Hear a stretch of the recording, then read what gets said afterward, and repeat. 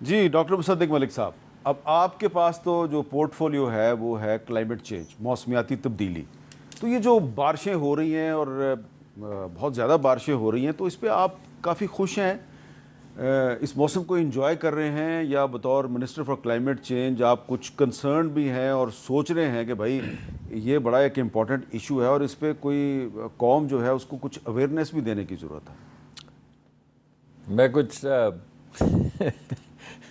میرے پاس کچھ بہت اچھا کہنے کو نہیں ہے، تو میں کچھ چیزیں آپ کے سامنے پیش کروں گا، اس کے بعد پھر تجزیہ شروع کریں گے، بیکاز میں چاہوں گا کہ میرے دونوں دوست جو ہیں وہ مجھے ٹف ٹائم دیں آج، کیونکہ مجھے وہ ٹف ٹائم دیں گے تو لوگوں کو اویئرنیس ہوگی کہ ادھر بات کیا ہو رہی ہے.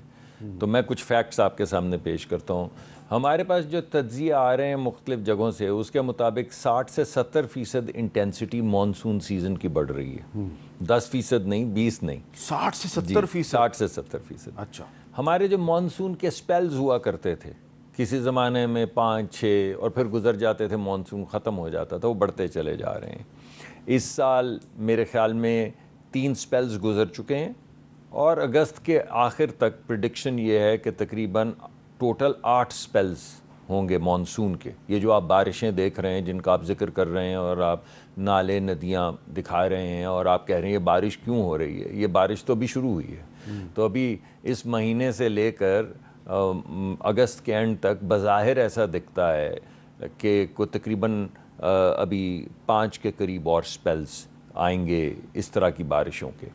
ہل ٹورنٹس جو ہیں وہ بڑھتے چلے جا رہے ہیں، یعنی پہلے کبھی کبھی ایک دم وہ جن کو آپ کہتے تھے کہ سیلاب آیا، فلیش فلڈ آیا، پھر اوپر سے پہاڑوں سے اترا پانی ایک دم بارش کی وجہ سے، جس کو کلاؤڈ برسٹنگ کہتے ہیں، وہ بڑھتی چلی جا رہی ہے. ابھی ہم سندھ کو روتے رہے، سارا سندھ ڈوب گیا تھا، آپ کو یاد ہوگا، آپ خود بھی گئے تھے وہاں پہ. آپ کی ایک تصویر ابھی بھی مجھے یاد ہے جس میں آپ کہہ رہے ہیں کہ یہ دیکھیں، یہ تار ہے بجلی کا جس کے نیچے سے میں گزر رہا ہوں. تو وہ مطلب کہ اس ہائٹ کا تھا. تو آپ سوچیں کہ کتنا پانی تھا وہاں پہ.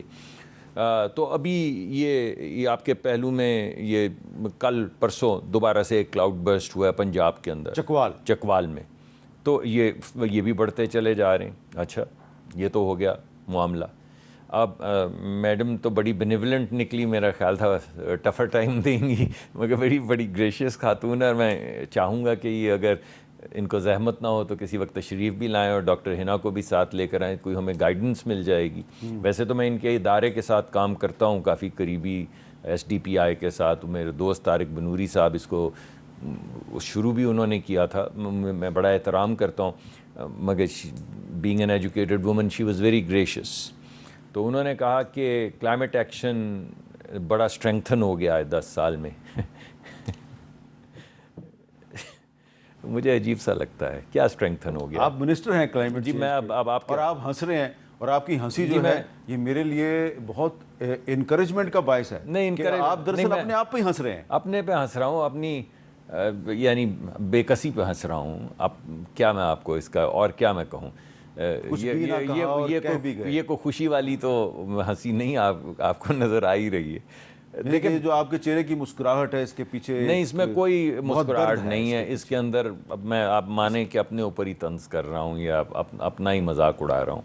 یعنی میڈم اسکالر ہیں تو میں ان سے پوچھ لیتا ہوں. ہاں پوچھیں. ٹھیک ہے.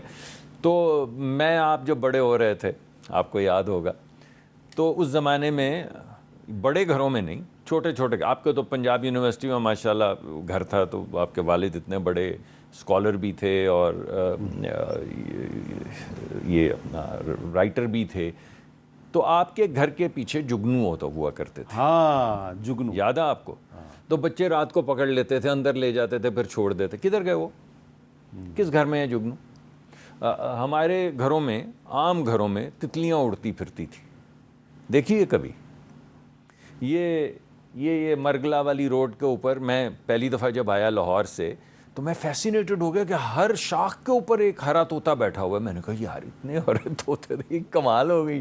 ہمارے یہاں تو کبے اور چیلیں اڑتی ہیں، یہ کدھر میں آ گیا ہوں کہ رنگ برنگے پرندے. اور کدھر گئے جی وہ؟ کوئل غائب ہو گئی. کدھر ہیں جی وہ ہدہد کدھر گئی جی؟ ہدہد نہیں نظر آئی نا، نہیں نظر آئی. چلیں اس بات کو چھوڑ دیتے ہیں. آپ بھی پنجاب یونیورسٹی میں رہے ہیں, گورنمنٹ کالج میں رہے ہیں ماشاءاللہ. پنجاب یونیورسٹی میں تو شاید آپ کا گھر بھی تھا ادھر. جی جی جی. تو اللہ جنت میں جگہ دے وارث میر صاحب, میں خود ان کے پاس حاضر ہوتا رہا ہوں یونیورسٹی کے زمانے میں. تو ہمیں ہماری دادی کہا کرتی تھی کہ بہتا پانی پاک ہوتا ہے, پی سکتے ہیں آپ.